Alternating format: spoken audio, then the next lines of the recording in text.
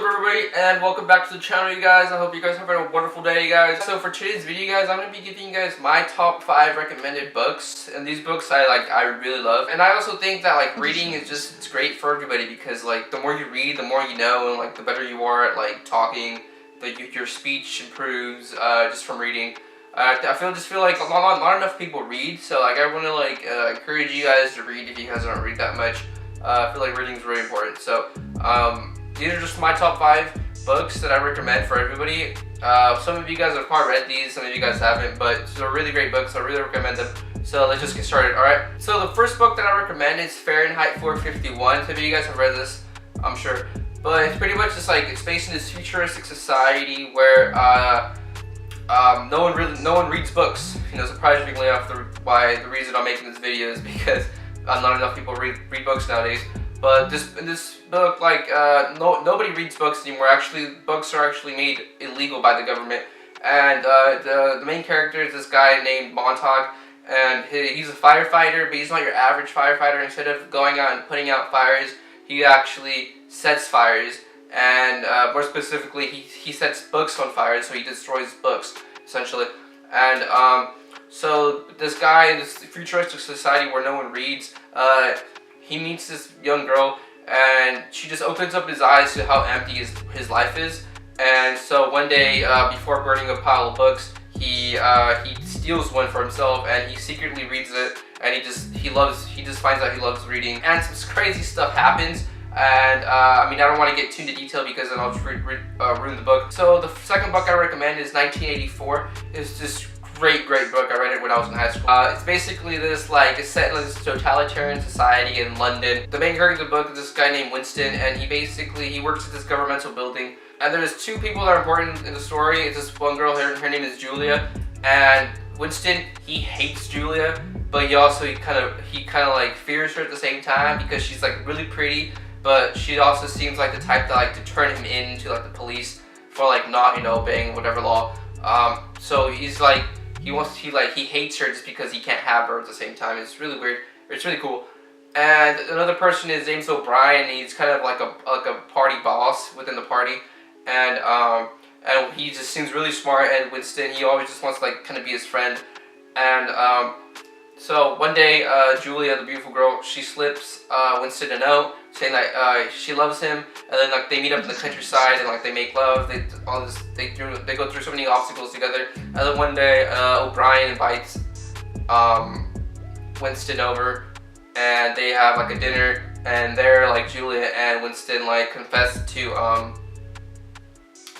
to Brian that they're going to be rebels against the party. And then O'Brien says that he is also a rebel, and he hands him a book. And then as Winston goes home, and he reads the book when he's in his room in bed, and he's just so fascinated that when he's reading the book, the top police go and they capture him and Julia, and pretty much they just get tortured and stuff. But the book is really great because it goes on to show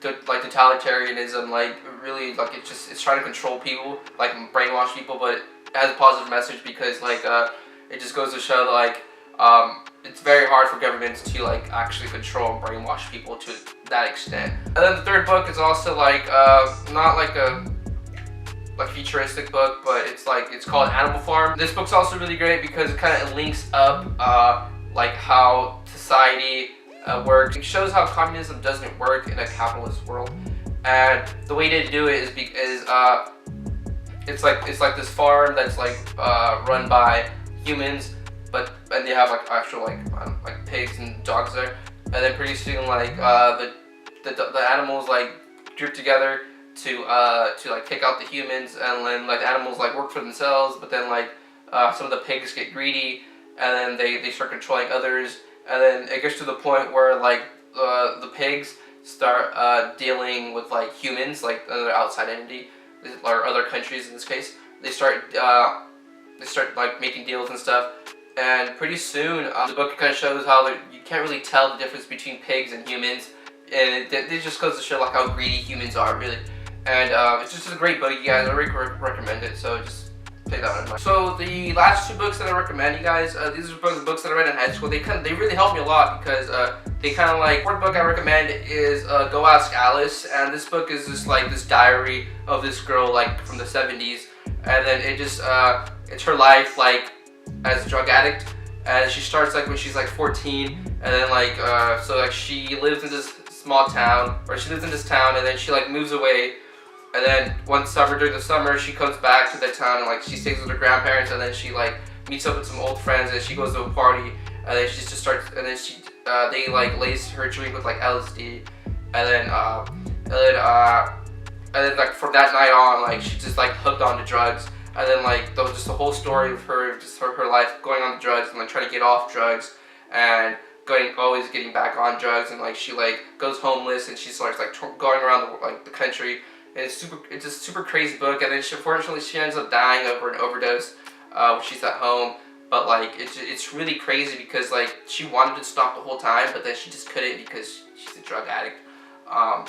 And so it's a crazy book. I really recommend it. Go Ask Alice, guys. Fourth book I recommend is Tweak, Growing Up on Methamphetamine, and this book is just about this guy that he starts doing drugs at a young age, like 12. I think the first time he did it, like he got drunk was like 11. He started smoking pot, and then this book is really relatable because I saw so many people in high school that could relate to this book. But so like this kid, like he grows up like doing drugs and stuff, and he always just thought that he could just get off drugs whenever he wanted. So like it was just the idea. He had the mentality, I could quit doing drugs whenever I want to, but I just don't want to stop. Or I'll stop doing drugs when I'm older, you know.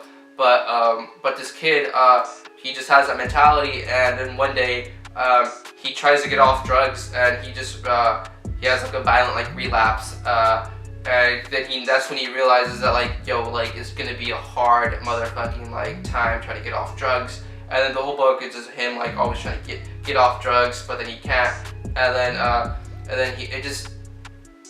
then the book makes the point that like, once you're an addict for the rest of your life, whether that be drugs, alcohol, any addiction you have. Like once you're an addict, like, and you're sober for like whatever long, like you're always gonna be an addict for the rest of your life.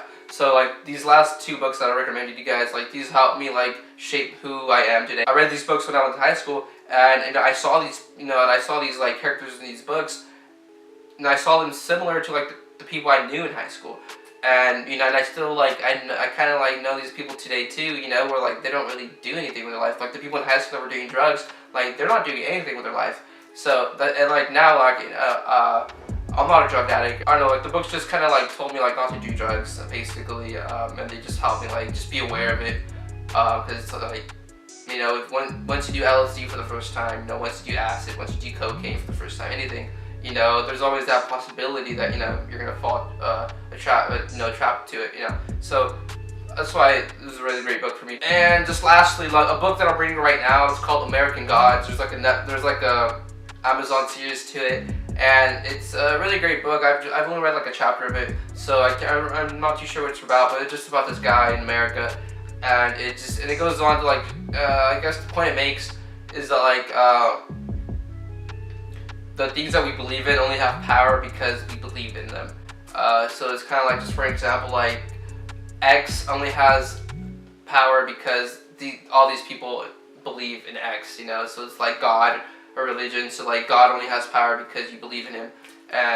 But it's just that's what the book's gonna be about. I assume I don't really know too much about it, but I'm super excited about reading this book. It's like a 600-page book, but it's gonna be a great time reading it. Alright, you guys, so that's going to go ahead and conclude the video, guys. So yeah, these are my top 5 books that I recommend, and the book I'm reading right now. And if you guys want to know more about the books, I'm going to go ahead and like link down like some links to the summaries of these books, like through other YouTube videos, down in the description. So if you guys are interested in this sort of book, just click on the descriptions down below, and you'll also find them. So without further ado, you guys, goodbye, you guys, and I'll see you guys next time for another video, guys. So goodbye.